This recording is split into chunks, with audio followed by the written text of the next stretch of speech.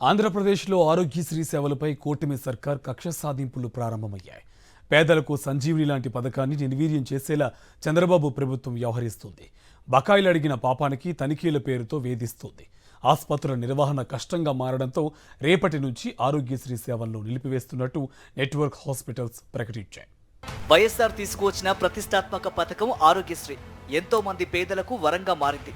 అలాంటి ఈ పథకంపై కూటమి ప్రభుత్వం కుట్రలు చేస్తోంది. బకాయిలపై నెట్ ఆసుపత్రులు నోరెత్తకుండా గొంతు నొక్కేందుకు బెదిరింపులు ప్రారంభించింది. డబ్బులు అడిగితే కేసులు పెడుతోంది.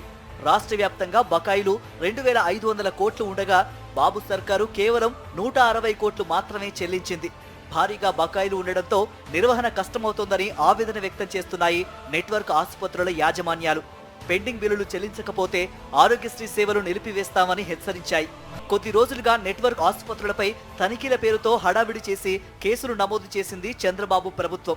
అనంతపురం జిల్లాలో చంద్ర, క్రాంతి హాస్పిటల్స్, విజయవాడలో క్యాపిటల్ హాస్పిటల్, గుంటూరులో శ్రావణి ఆసుపత్రులపై దాడులు చేసి కేసులు బుక్ చేశాయి. దాడులు చేసి దొంగలుగా చిత్రీకరిస్తున్నారని ఏపీ స్పెషాలిటీ హాస్పిటల్ అసోసియేషన్ సభ్యులు ఆవేదన వ్యక్తం చేశారు. 2023 అక్టోబర్ వరకు క్రమం తప్పకుండా ఆరోగ్యశ్రీ బకాయిలను వైఎస్ఆర్సీపీ ప్రభుత్వం చెల్లించింది. తరువాత బకాయిలను చెల్లించే సమయంలో ఎన్నికల కోడ్ రావడంతో అవి ఆగిపోయాయి. ఆ సమయంలో జగన్ సర్కార్ ఎన్నికల కమిషన్ అనుమతి కోరినప్పటికీ చంద్రబాబు ఫిర్యాదులతో చెల్లింపులు సాధ్యపడలేదు.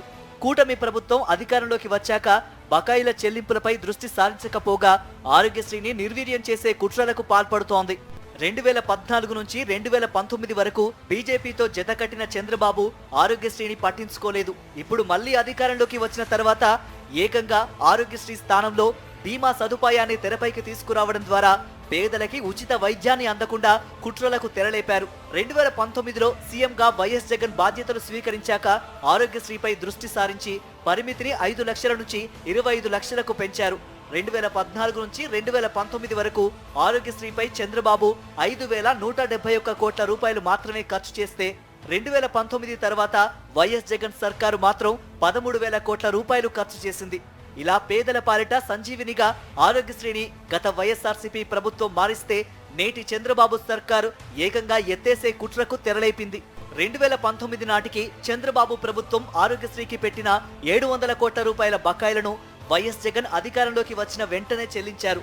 అయితే చంద్రబాబు ప్రభుత్వం మాత్రం బకాయిలపై నోరెత్తితే కేసులు పెట్టి బెదిరింపులకు దిగుతూ ఉండటం నెట్వర్క్ ఆసుపత్రులను ఆందోళనకి గురి చేస్తోంది. బకాయిలు చెల్లించకపోతే రాష్ట్ర వ్యాప్తంగా ఆరోగ్యశ్రీ సేవలు నిలుపుదల చేయనున్నారు. ఎమర్జెన్సీ కేసులు మినహా మిగిలిన అన్ని ఆరోగ్యశ్రీ సేవలు కూడా పూర్తిగా నిలిపివేస్తామని హెచ్చరిస్తున్నారు ఏపీ స్పెషాలిటీ హాస్పిటల్స్ అసోసియేషన్ సభ్యులు.